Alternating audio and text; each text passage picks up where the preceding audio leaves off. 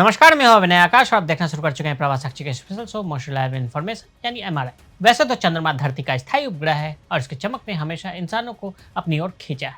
बहुत जल्द ही चांद पर न्यूक्लियर पावर प्लांट होगा।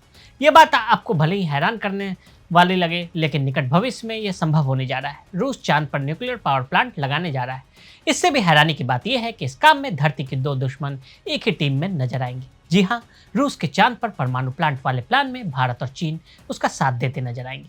रूस के परमाणु प्रोग्राम निगम रोसटॉम के नेतृत्व में इस प्रोजेक्ट को बनाया जाना है। इस प्रोजेक्ट का मकसद चांद पर बिजली पैदा करना है। इसे मून डिप्लोमेसी कहें या कुछ और। चांद पर परमाणु ऊर्जा संयंत्र स्थापित करने के लिए दो कट्टर प्रतिद्वंदी भारत और चीन रूस के साथ मिलकर काम कर सकते हैं। चांद पर न्यूक्लियर पावर प्लांट लगाने की तैयारी। यूरेशियन टाइम्स की एक हालिया रिपोर्ट ने रूस के सरकारी स्वामित्व वाली समाचार एजेंसी टेस का जिक्र करते हुए दावा किया कि रूस और चीन भारत के साथ मिलकर चांद पर न्यूक्लियर पावर प्लांट लगा सकते हैं। रोसटॉम प्रमुख एलेक्सी लिक्चेव के हवाले से रूसी समाचार एजेंसी टेस ने यह जानकारी दी। रोसटॉम रूस की सरकारी परमाणु ऊर्जा कंपनी है, जिसके भारत के साथ भी अच्छे संबंध हैं। हाल ही में रूस के व्लादिवोस्तोक में ईस्टर्न इकोनॉमिक फोरम में बोलते हुए लिक्चेव ने कहा कि अंतर्राष्ट्रीय समुदाय की भागीदारी के साथ हमारे चीनी और भारतीय पार्टनर इसमें बहुत ही इंटरेस्टेड है। इस परियोजना में भारत की रुचि 2040 तक चांद पर मानव युक्त मिशन की योजना बनाने और एक बेस स्थापित करने की योजना के संदर्भ में महत्वपूर्ण है। चीन और भारत एक साथ करेंगे काम। टेस के अनुसार रोसटॉम के नेतृत्व में चांद ऊर्जा परियोजना का लक्ष्य एक छोटा परमाणु ऊर्जा संयंत्र बनाना और आधे मेगावाट तक बिजली पैदा करने में सक्षम हो, जो आधार के लिए आवश्यक बिजली प्रदान करता हो।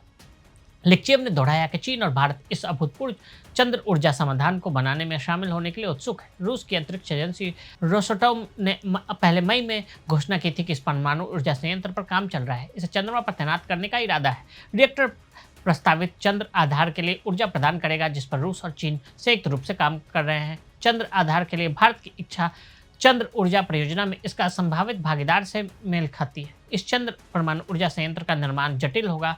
रूस ने पहले खुलासा किया था कि यह संभवतः मनुष्य की प्रत्यक्ष भागीदारी के बिना स्वायत्त रूप से किया जाएगा। चंद्रमा पर परमाणु ऊर्जा संयंत्र के बारे में जाने सब कुछ। रूस और चीन मिलकर एक साथ चंद्र आधार पर काम कर रहे हैं, जिसमें अंतर्राष्ट्रीय चंद्र अनुसंधान स्टेशन यानी ILRS कहा जाता है, और चंद्रमा पर यह परमाणु ऊर्जा संयंत्र इसके लिए ऊर्जा प्रदान करेंगे। इस परमाणु ऊर्जा संयंत्र का निर्माण बिना किसी प्रत्यक्ष मानव भागीदारी के स्वतंत्र तरीके से किया जाएगा। रूस और चीन की ILRS योजना 2021 में रूस और चीन ने अंतर्राष्ट्रीय चंद्र अनुसंधान स्टेशन यानी ILRS नामक एक संयुक्त चंद्र आधार बनाने की योजना की घोषणा की थी, जिसे 2035 और 2045 के बीच के चरणों में चालू किया जा सकता है। विशेषज्ञों का कहना है कि भारत अमेरिका और रूस के साथ अपने कूटनीतिक कार्ड सावधानी से खेल रहा है।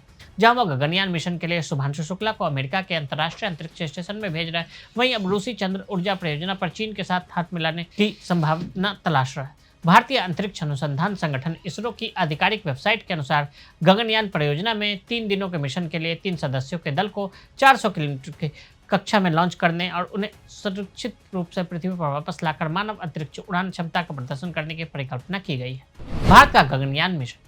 भारत का पहला अंतरिक्ष मानव मिशन, यानी पहली बार भारत इसके जरिए इंसान को अंतरिक्ष में भेजेगा। 15 अगस्त 2018 को भारत के प्रधानमंत्री नरेंद्र मोदी ने इस प्रोजेक्ट का ऐलान किया था। स्वतंत्रता दिवस के अवसर पर लाल किले की प्राचीर से देशवासियों को संबोधित करते हुए इसके बारे में बताया था कि गगनयान परियोजना मानव अंतरिक्ष मिशन भेजने की भारत की क्षमता को प्रदर्शित करना चाहता है। गगनयान मिशन को 2022 में लॉन्च किया जाना था, हालांकि कोविड महामारी और मिशन की जटिलता के कारण देरी हुई। गगनयान परियोजना महत्वपूर्ण है क्योंकि देश अब अंतरिक्ष के अंतिम सीमा पर विजय प्राप्त करना चाहता है, ब्रह्मांड का पता लगाना चाहता है और चंद्रमा और अन्य ग्रहों पर नए संसाधन ढूंढना चाहता है। एक स्वदेशी कुटुंब मिशन भारत को इस दौड़ में के केंद्र में रखेगा, जो पहले से ही बदलती भू राजनीति को आकार देगा। गगनयान का मिशन 3 लोगों को 3 दिनों के लिए अंतरिक्ष में रखने का है। पहले 3 यात्रियों को 7 दिनों तक अंतरिक्ष में रखने का प्लान था, लेकिन इसे घटाकर 3 दिनों के लिए किया गया। तो आज हमने आपको भारत, चीन और रूस के मून मिशन के बारे में बताया। आज के लिए दी इजाजत। ऐसी रिपोर्ट्स को देखने के लिए देखते रहें प्रवास साक्षी।